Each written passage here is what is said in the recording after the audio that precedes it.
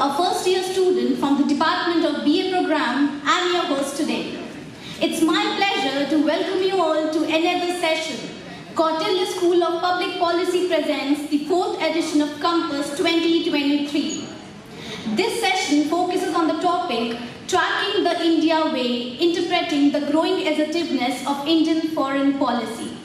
Today's topic is one that will pique your interest and spark insightful conversations for sure. This year, we are celebrating the 125th anniversary of Hindu College and 15 years of Caucus, the discussion forum. I would like to extend a warm welcome to our distinguished guest, Ambassador Pankaj Saran, who has graciously agreed to join us today. Thank you, sir. Allow me to welcome you all who have taken the time to be a part of this session. Your presence here is a testament to your curiosity and interest in learning from our guest speaker, and we are grateful for your support. For many years, India was known for its non-aligned stance and reluctance to take a strong position on global issues. With India completing 75 years of its journey, one can notice a change in its foreign policy. From the Nehruvian period of internationalism, pacifism and socialism to the era of Prime Minister Narendra Modi that witnessed the revival of nationalism marked by growing assertiveness in Indian foreign policy. Today, India finds itself to be better equipped to take clear stances in global or regional issues. The latest proof of it is provided by India's independent stand on the Russia-Ukraine war. With changes in the world system, especially with the rise of China, India continues to stay loyal to its nationalism-based foreign policy, especially at critical global catastrophes such as COVID-19 pandemic. It gives our discussion forum immense pleasure to be able to introduce you to one of the most distinguished diplomats of our times, Ambassador Pankaj Saran. Ambassador Saran is a seasoned diplomat with over 35 years of experience in Indian foreign service. He has held numerous positions of responsibility both at home and abroad and has been instrumental in advancing India's interests globally. Ambassador Saran's career is a testament to the importance of diplomacy in promoting international cooperation, understanding and peace. It is an honor to introduce him today, and I am sure that we will all learn a great deal from his insights and experiences. Now, without further ado, I request you all to put your hands together as we begin with the session with Keshav and Navlika. They are here to present the agenda brief.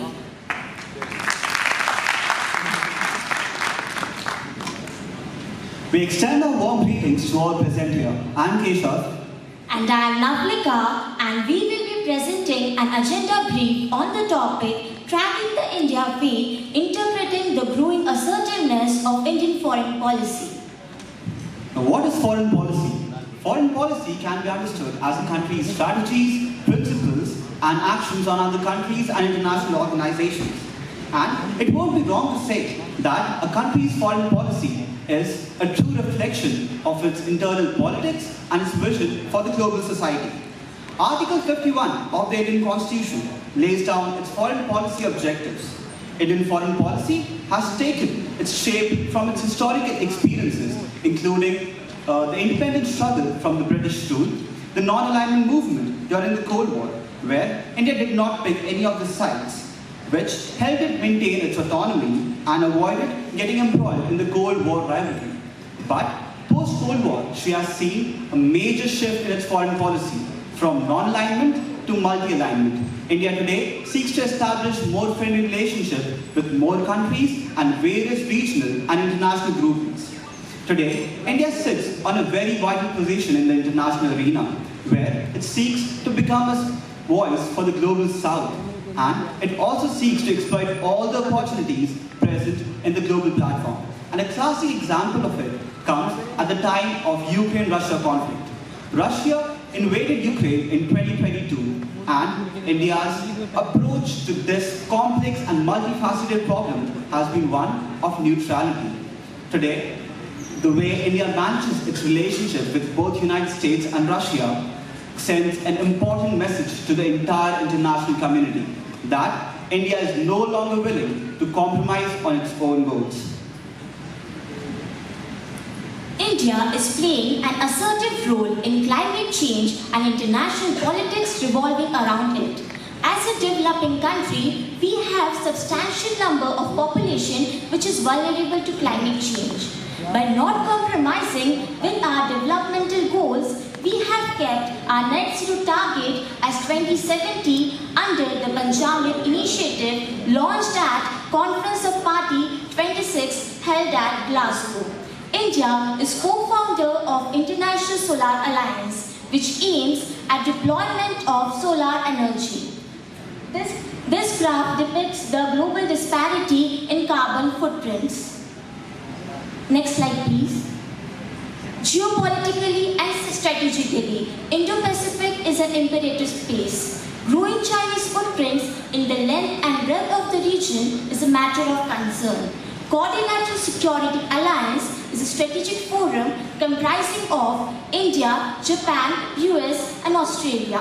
It aims to promote free, open and prosperous Indo-Pacific region. We all know India has assumed G20 presidency on 1st December 2022. The theme for this year is Vasudev Kutumbakam, which means one earth, one family, one future.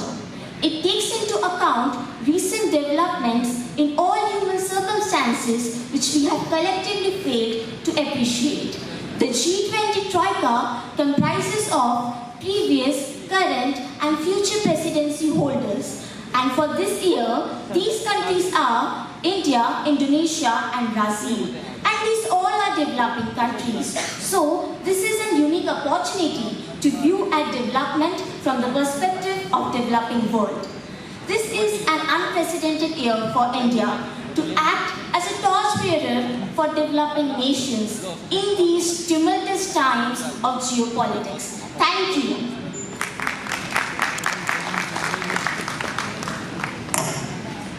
Thank you, Keshav and Navlika, for such an insightful presentation. Ambassador Saran is known for his expertise in international relations, particularly in areas such as disarmament, non-proliferation, and nuclear energy. Now, I humbly request Priya Prasoon and Midita Mishra, moderators of this session, to please escort Sir to the stage.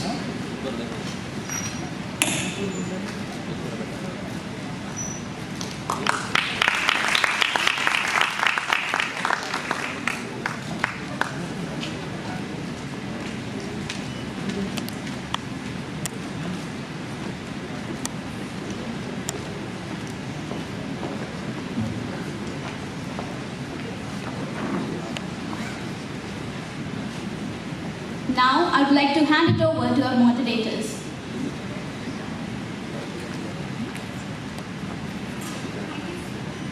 Thank you so much, Tulika. Thank you so much, sir, for being with us. We are graced to have you at campus and to host the brilliant invited you. Can we have a huge round of applause for sir? Today, I, Midita Mishra and Shriya Prasoon will be moderating this session. We will begin by a keynote address by sir. Well, good afternoon, everyone, and thank you very much for inviting me to this very special occasion. I just want to say a few words before we begin some discussions and question answers. I'm very glad to be back in this wonderful college, almost 42 years after I left it. I spent 3 wonderful years of my life in Hindu College, and in 1980, so the last time I entered probably this auditorium or the one before was in 1980 to collect my degree in economics and also a certificate because I topped my batch in economics in BA Honours. And then I went across next to the crossed the boundary to Delhi School of Economics, studied there for 2 years, and frankly, I never knew at that time that I will become a diplomat. So this is just for all of you who are also confused, like I was. Also, I'm so happy that the college has been improving its ranking. Today it is ranked as one of the best colleges And it's so nice to see that we are better than the people across the road. So that's wonderful.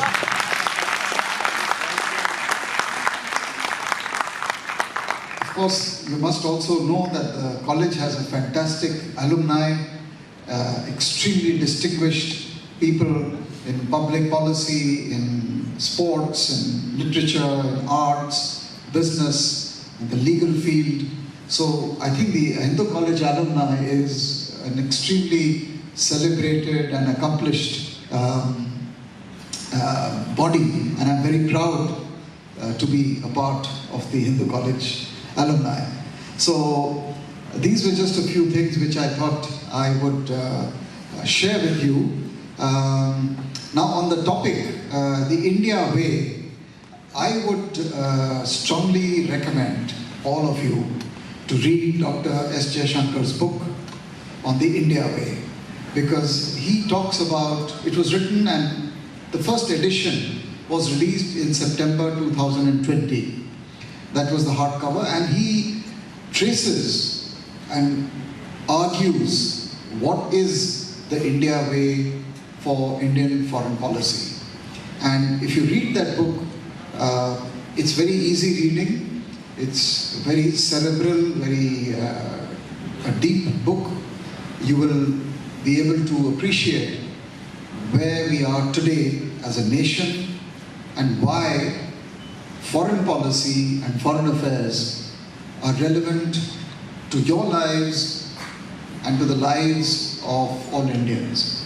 The fact is that today we are the largest country in the world, 1.4 billion people. What we do, what we think, how we act, what we say today matters more than ever before. And our strength is our youth, and which is where all of you are going to become the future, not just leaders of India, but also the shapers of India's destiny in whatever profession or occupation you have. So maybe with these introductory words, we can go straight to the Q&A, and I'll be very happy to answer. And I have not been told what are the questions, so it's all a surprise examination. So let's see what discussions we can have. So thank you very much once again for inviting me. Truly, sir. Thank you so much for that. Starting with the moderated discussion, sir, any country can truly establish itself as a superpower only if it has a very strong hold on its own beliefs, its own interests, self-interests.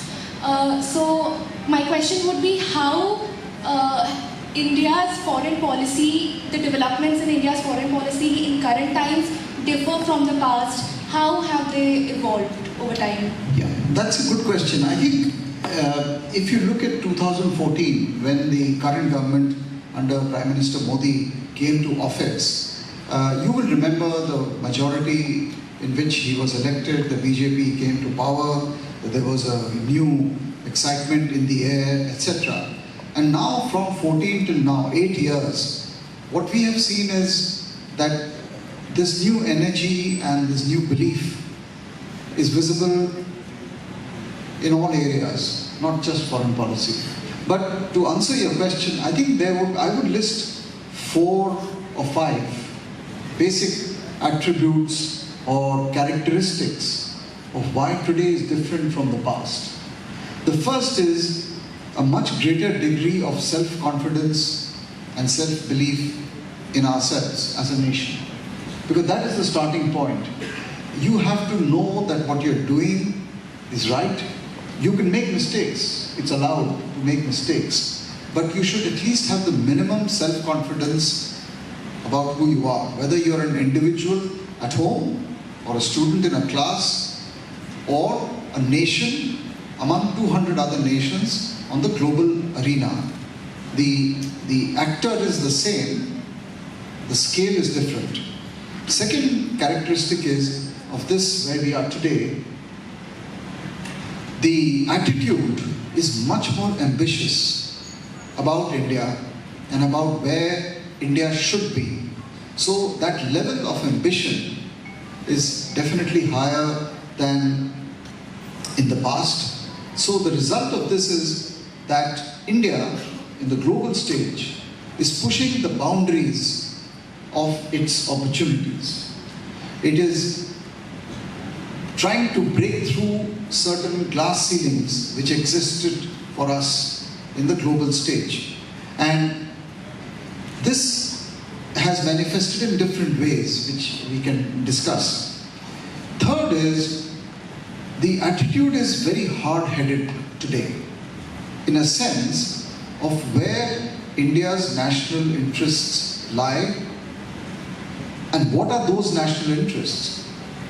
So it's important first to understand what are your interests, and secondly, how do you achieve them.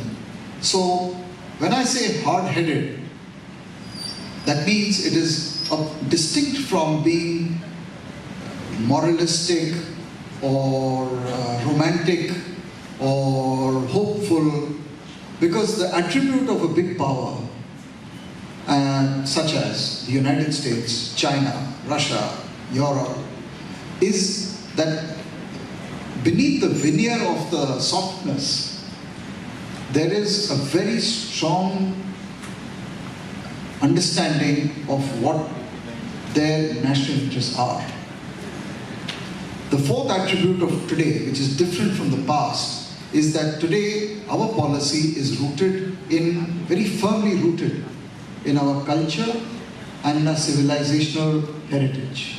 So we are no longer prisoners of the colonial era or the pre-colonial era.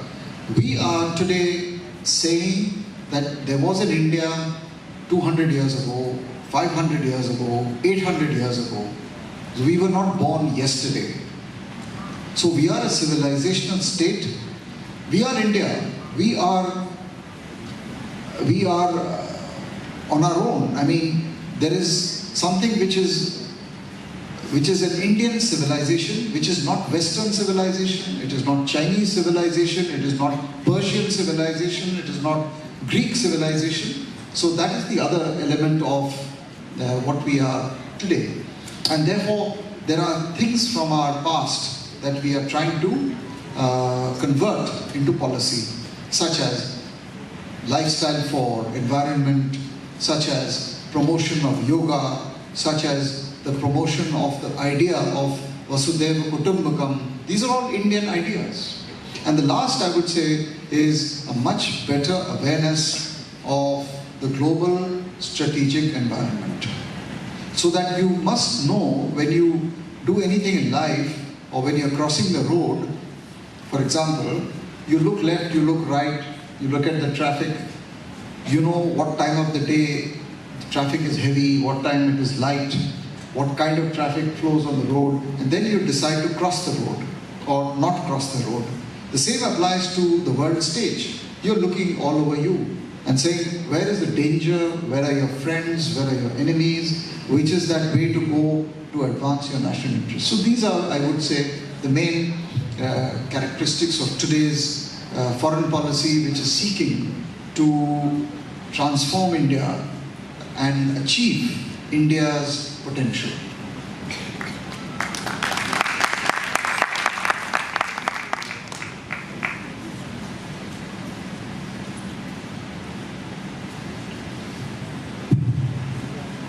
Thank you, sir. I do agree that India's foreign policy has evolved over time, but one thing that has remained constant is its geographical location. So how does India approach its relationship with its immediate neighbors, given its very volatile position? Excellent question. You know, for any country, the first order of business is to manage. Manage is a slightly wrong word, but how it lives with its neighbors. And this applies even to us when we go home. The first thing you do when you go to your parents' house or wherever you live is to check out who's living above you, on your left, on your right. And you all, the natural human tendency is to live in a good neighborhood. You know, where there are parks, there are trees, it is secure, you can you can move around easily. So the neighborhood for a country has the same implications as the neighborhood for an individual. In other words, I want to make sure that my neighbors respect my security, they are willing to live in peace with me, they don't harm my interests through terrorism or any other adverse tools. I would also like to see my neighbors to be rich, because I don't want to live in a poor neighborhood. If my neighbors are doing well, then I'm happy, I can trade, their people can come, I can go to them. And so the neighborhood, in India's case, as you said about geography, remember two of our neighbors were earlier part of India, Pakistan and Bangladesh. They were earlier till 1947, we were one country. For various reasons, this broke up. And then Pakistan broke up again in 1971. So from one country, you had three countries. So the memories and the historical baggage of that partition is still playing out. And there are others like Nepal, Sri Lanka, Bhutan, Maldives, Myanmar, Afghanistan. Each of these has different histories and different problems. Many of them are poor, many of them have very fragile state systems, but I can tell you that most of the energies, or a large part of the energies of the government of India, go towards managing and ensuring the neighbors, the relationship with the neighbors. If Sri Lanka is an economic problem, we give aid to Sri Lanka. If there is a cyclone, a hurricane, an earthquake, we provide aid to Nepal. If there is a problem in Bangladesh, we help them.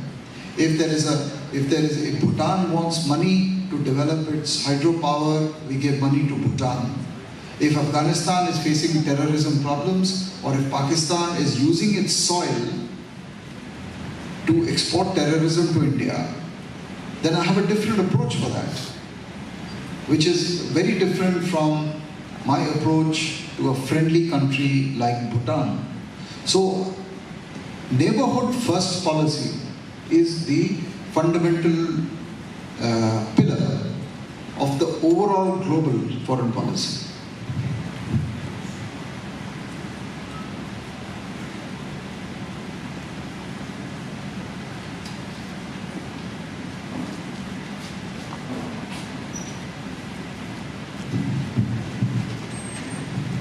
So while we're on the topic of India's neighborhood, Sir, Prime Ministers of India and Bangladesh signed the Land Boundary Agreement, which was ratified in 2015 while you were serving as the Indian High Commissioner to Bangladesh. Sir, if you could throw some light on how this agreement actually impacted our relationships, how has the rehabilitation policy for the people been? So, the 2015 agreement is a historic agreement. Why is it historic? It is historic because it came about after a delay of almost 7 decades. And when India and Pakistan when Pakistan was created, we had East Pakistan. And at that time, East Pakistan inherited a lot of the imperfections in the boundary which had been coming all the way down from the British period. So we had a situation where there were little enclaves on both sides of the border between India and East Pakistan. The question was what to do with those enclaves. And so, for example, if you had an enclave in, say, Bangladesh, it was a small piece of land. So if you can imagine the Hindu college campus is Hindu college, but everywhere around you is St. Stephen's College, for example, right? Now, what do you do? Because if you want to come into this plot of land, you have to cross, let us say, some other territory, which is not, you don't occupy it. And the people living here were actually So there were Indian enclaves in Bangladesh and Bangladeshi enclaves in India. So the Indian enclave in Bangladesh was a small piece of land surrounded by Bangladesh in which there were Indian nationals living who did not have a ration card, who were not Bangladeshi, but they were surrounded by Bangladesh territory. Similarly, in India and West Bengal, you had Bangladeshi enclaves inside India. So you had Bangladeshis living surrounded by Indians in various districts of West Bengal, but they could not move outside the enclave because technically, if you moved outside the enclave, you would enter Indian territory. So they were trapped. So the agreement in 2015 decided we will exchange the enclaves. So we both agreed, India and Bangladesh, that look, what we will do is all your enclaves in West Bengal will now become Indian, and all my enclaves in Bangladesh will become Bangladeshi. And the people living there will be given a choice. Do you still want to live there or do you want to migrate? So if my enclave in Bangladesh, let's say, has become Bangladeshi, but there are people living there, so I gave them a choice. So you've been living there for say 50 years, 100 years. Now that you have become Bangladeshi legally, do you want to retain your Indian citizenship or do you want to come back to India, or you're happy just becoming also a Bangladeshi? Most of them decided as is where is. If I was in Bangladesh, I'll just become a Bangladeshi. If there was an enclave, Bangladeshi enclave in India, and there were Bangladeshis living there, they all decided I'll become Indian. In other words, no one wanted to move their families. This was the basic agreement. It was complicated. It could not be done on our side. The problem was more on our side because of political reasons. The current government, led by the Prime Minister, Mr. Narendra Modi, he took a very firm decision. I was there with Prime Minister Sheikh Hasina. They decided we will take the risk, we will do it, and today it's done. So it's a very peculiar border, and a lot of these enclaves were princely states in Kuch Bihar. I don't know if any of you are from Bengal. So you would know, in Kuch Bihar and in Bengal. So it was a very peculiar situation. So today, at least that problem is solved. So thank you. As we're on the topic of neighborhood, we have also India's Act East policy, right? How important is ASEAN for India's policy endeavors? And given that ASEAN and China are strong trading partners, how does India navigate through both without losing on its own interests? Yeah, the Look East policy began in 1992 when the Soviet Union collapsed. Then India realized at that time that you needed to look at your extended neighborhood. So the Look East policy basically focuses on the ASEAN countries, Japan, Korea, to some extent Australia, and the ASEAN countries. That Look East then became the Act East policy under the current government. And the reason for that is, if you all remember, if you have done economics, that the East Asian miracle, the economic miracle, was located in the ASEAN countries. The massive growth, development of Korea, of Japan, of Singapore, of Indonesia, and they were Malaysia, they were all the Asian tigers. And so we wanted to be a part of that growth. And so we started trading, we started investing, number one. Number two, we also realized that all these countries were small, but they wanted an alternative to just being dependent only on China. No one likes to be dependent only on one power. Every country wants options. So they wanted us as India to be more visible, participate in their life, whether it is culture, whether it is economic, whether it is trade. So that is what we started doing, and We started giving them lines of credit for IT, for training, for development, and over a period of time, our relationship with the ASEAN countries has grown tremendously. 2018, if you remember, for the Republic Day, all the 10 heads, the presidents and prime ministers, they were the chief guest. They were standing in Rajpath as the chief guest. So the East Asian region and the ASEAN region is very, very important because there is a concept in foreign policy of an extended neighborhood. So South Asia or the subcontinent is the immediate neighborhood, but if you're sitting in Delhi and with a compass, you draw a circle of say 500 kilometers or 1,000 kilometers or 1,500 kilometers, treating Delhi as the center of the universe, then you will automatically see which are the countries which will fit into this circle. And those countries then become critical for our national interests. Thank you so much, sir, for that great insight into the dynamics that India shares with its neighborhood. Sir, while we're on it, we cannot but ask you a question on the Russia versus Ukraine crisis. Sir, what are your views, what are your comments to make on the crisis, given that that India is a traditional ally of Russia, but also has chosen to now develop its relationships closer and closer with Ukraine? Yeah, you know, the Russia-Ukraine, have you all been following it? I don't know how much you've been following it. It's a war in Europe. It is a conflict between Russia and its immediate neighbor Ukraine. Until 1991, they were part of the same country, one country, Soviet Union.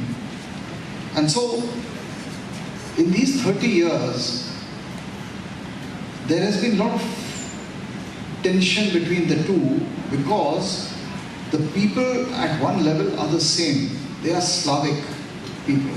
They speak the same language. They have the same religion. They have the same eating habits. If you're thinking India, Pakistan, India, Bangladesh, you're right. It's the same people. Same language, same songs, same humor, same Bollywood. Everything is the same. But then one day you become two different countries. So that is Russia, Ukraine. And we have friendly relations with Russia, but today we also have got excellent relations with the Western world, the collective West, led by the United States and Europe. So in this conflict, what we have said is, look, you need to solve this diplomatically and peacefully. If you go to the battleground, the battlefield, there will be loss of life, matters could get out of control, we don't know which way this will go. Russia is a nuclear power, Ukraine is supported by the NATO and the Europeans and the Americans, and frankly, as an Indian, I don't want a war today because I have other priorities. I have a priority to develop myself. I don't want a war. So we are saying solve this peacefully, because if you do not solve this peacefully, number one, war will escalate, and number two, it will impact my life. More energy prices, food prices, fertilizer prices. Then you will ask me to choose. Between Russia wants me to choose, Europe and America want me to choose. So everyone is then forcing me to take sides. And I don't want to take sides. My side is India. It's India first. That is the side.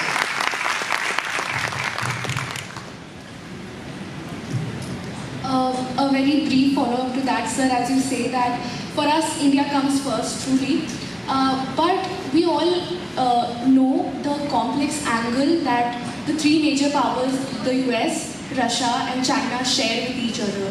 How does India then plan to balance its own relationship with them without losing out on its own self-interests? So, this is the stuff of diplomacy. But you'll be happy to know that today, where we are sitting between America, Russia, and China, they all want India on their side. So I'm sitting happy because the Americans want us to be a partner with them. The Russians want us to be a partner with them. And the Chinese are looking at us very suspiciously. But they would also like us to become friends with the Chinese. So from a choice point of view, I have choices. And I want to exploit and use this opportunity. So what I will do is, I will look at America and I will see what is it that I can get from America. Can I get technology? Can I get a market to export my products? Can I get other advantages in the UN, in other international systems? I will look at Russia and say, what can I get from Russia? Can I get cheap oil? Can I get natural resources? I used to get weapons and defense equipment. I will look at China and say, is there anything I can get from China? Can I, if China is the aggressor, can I use my other relationships to protect myself against China and use my friendship with America, with Europe, with Russia to defend myself against China? So which the answer to the question is that with each of these three powers, I, as an Indian, will decide what I want from each of them and then move accordingly with each of them. And the more economically successful I become as a nation and more prosperous, the more leverage I will have with each of them. But in terms of my values, I also have values. I value democracy, I value human rights, I value my approach to how I organize my life. I'm not a dictatorship, so I have a lot of commonalities with, say, the Western world. But values, economic interests, technology interests, all have to be seen together. And we have to be very clear that in the next 10 to 20 years, the most important determinant of national power is going to be technology. There is a technological revolution underway in the world.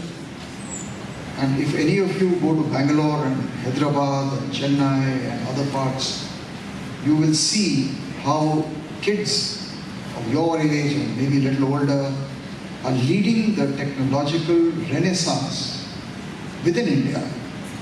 So if I find that a certain power, certain country has a certain technology which I need for my development, for my security, I will like to get that technology.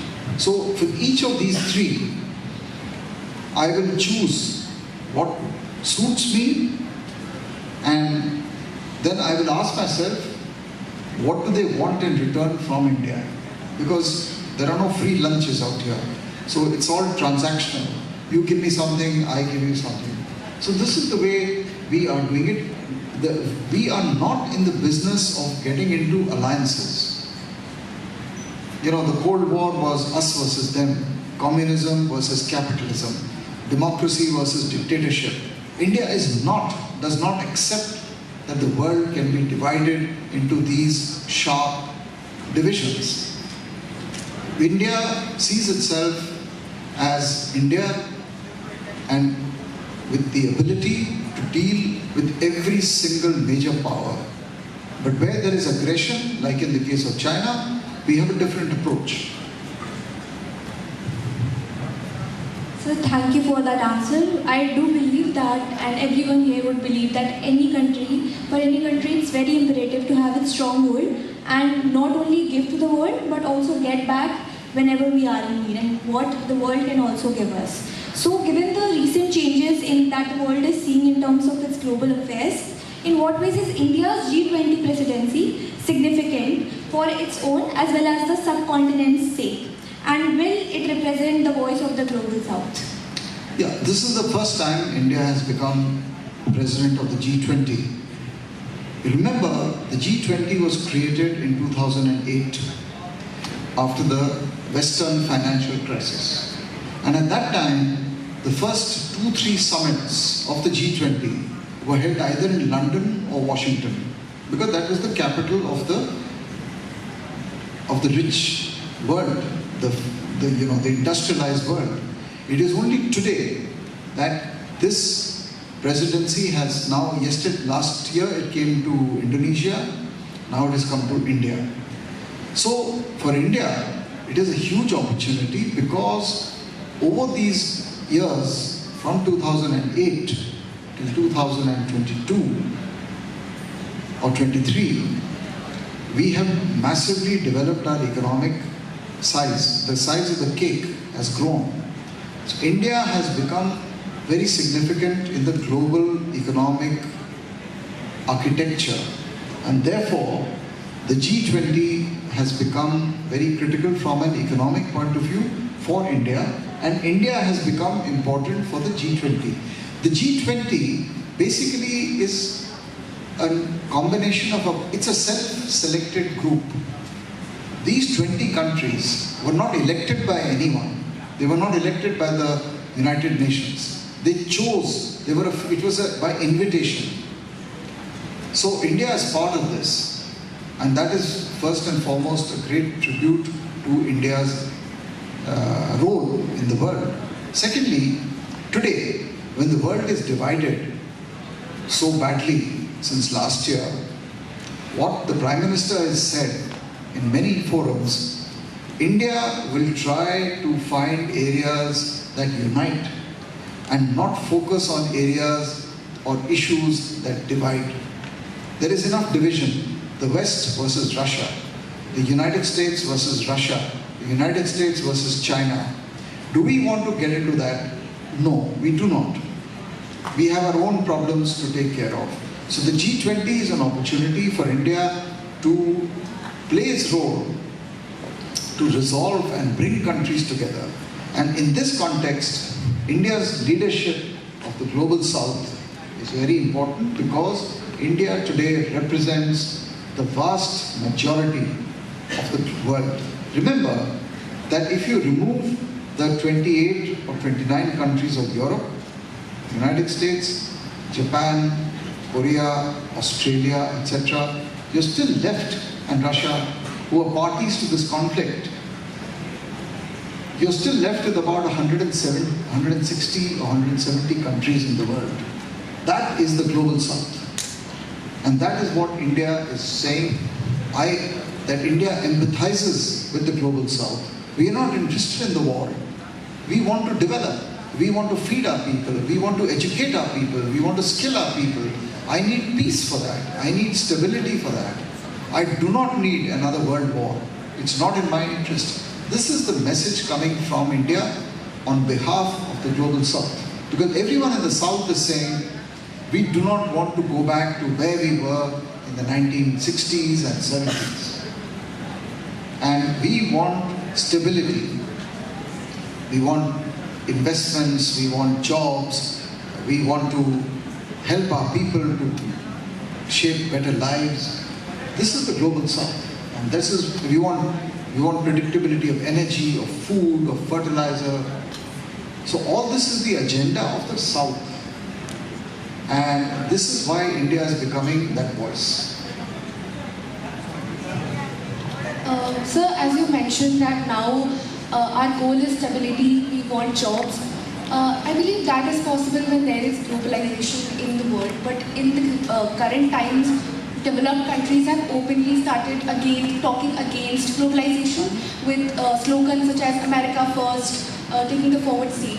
And this is something that even Dr. Jaishankar talks about in his book, The India Way. So what do you think then is going to shape the relationships that the countries share in the latter half of the world, if not globalization? Interesting, because till say 10, 15, 20 years ago, you might have read in your books that globalization was supposed to be the solution for all the world's problems. This was during the unipolar era. I'm talking of post-1991, when we had one superpower. Russia, Soviet Union had been broken up, China was still weak. Today, we have come away from that unipolar world to a world in which China is growing rapidly and is poised to become the largest economy in the world, surpassing the United States in the next 10-15 years. But what has happened to globalization is that after two events, the COVID pandemic and the Ukraine conflict, people have realized, including India, that global supply chains have become unpredictable. You need to have your own strength to make what you need and to be self-sufficient. So everyone is moving in that direction, as you said. The Americans, the Chinese, the Europeans, and the Indians, to strengthen your own capability. And that is today a very dominant feature of the direction in which everyone is moving. But we also realize, as India, that I need technology, I need to export, because if I don't export, where will I get my foreign currency to import my oil and other things? So I need exports, I need foreign investment, I need foreign technology, but I also have to develop my own capabilities. And so when the pandemic happened, you realized you did not have the ability to make a face mask. You could not make a PPE. You could not manufacture ventilators. But that was a wake-up call. In Ukraine, suddenly you found, for no fault of yours, your oil and gas and energy supplies started drying up.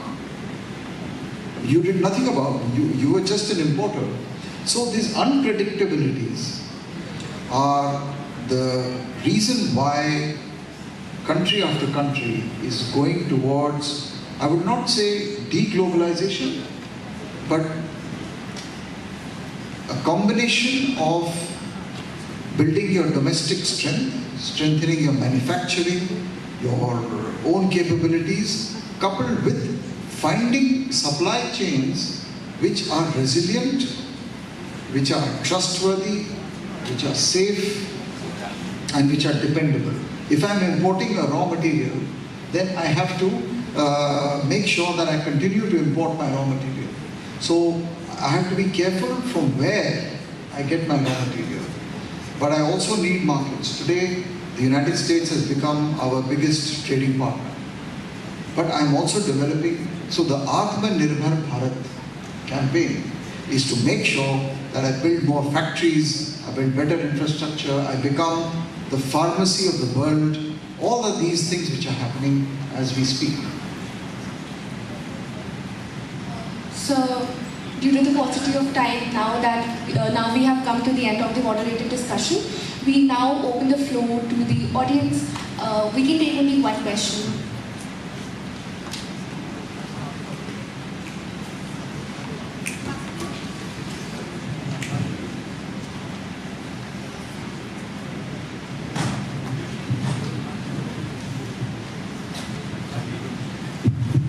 Good afternoon, sir. Good afternoon.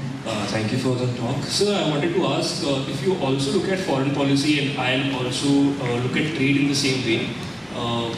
When you're talking about the question of China, it has been my experience that in the past 2 or 3, at least since the COVID era, the discourse regarding trade with China has changed.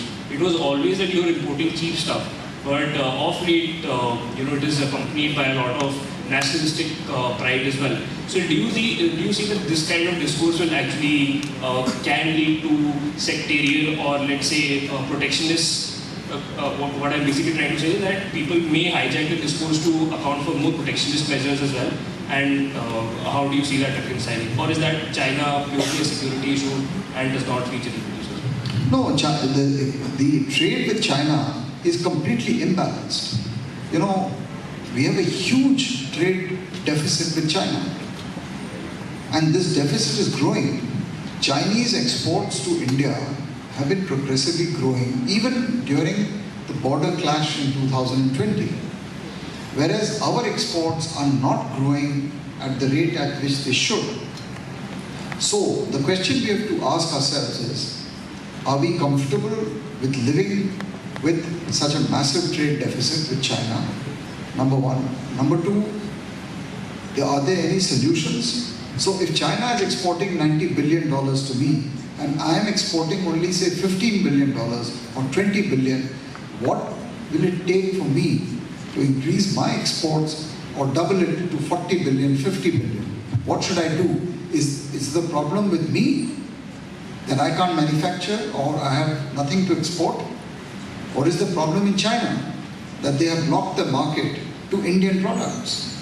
So this analysis is going on in the government and they are fully aware of and they are doing all the relevant analysis and exercise. The issue here is how much of dependence should I have on China?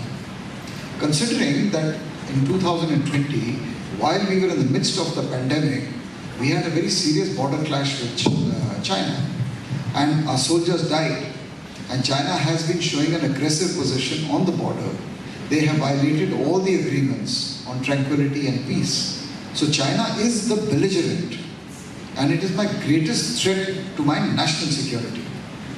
So the question is, when I have such a country, am I justified in trading with that country? So with Pakistan you stopped all trade, but with China it's going the other way. So the dependency issue is a very important issue. How much should I become dependent on cheap Chinese imports? Because if they are sending, for example, OnePlus, Oppo, all these are Chinese phones. Now, do I stop them or do I enforce that all manufacturing should take place in India? Why should am I not strong enough or competent enough to make a mobile phone in India? What is the problem? So there are these issues about dependency on China and dependency in critical sectors. Why should I import toys from China? Or why should I import? So I'm importing even in critical sectors like railways, power, telecommunication. So there is a big movement on in India from a security point of view to ensure that I do not become overly dependent on China. But do I cut off all trade with China? Maybe not, I can't afford to do that today. But in the long term, I have to make sure that I am self-sufficient in manufacturing and in technology and in everything else. Because I am not sure of China's intentions. Thank you so much for your insights on India-China trade and globalization and G20 and the Ukraine-China crisis. So we have come to the end of this session. Thank you so much, sir, for being here. Can we have a huge round of applause, sir? Thank you. Over to you. With this, we have come to the end of the session. Thank you so much, sir. It was indeed an honor for all of us, the entire Hindu College, to have you with us today. Now, I would like to call upon President of Caucus, Abhinendra Yadav, to felicitate Ambassador Saran.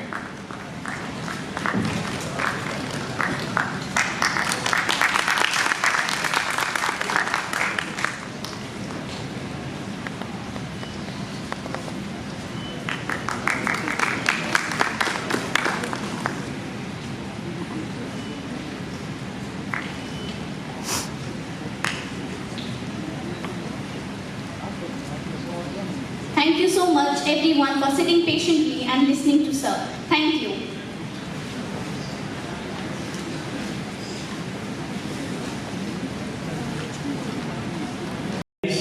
We're just starting with the next session where we have former Raw Chief A.S. Dillon sir.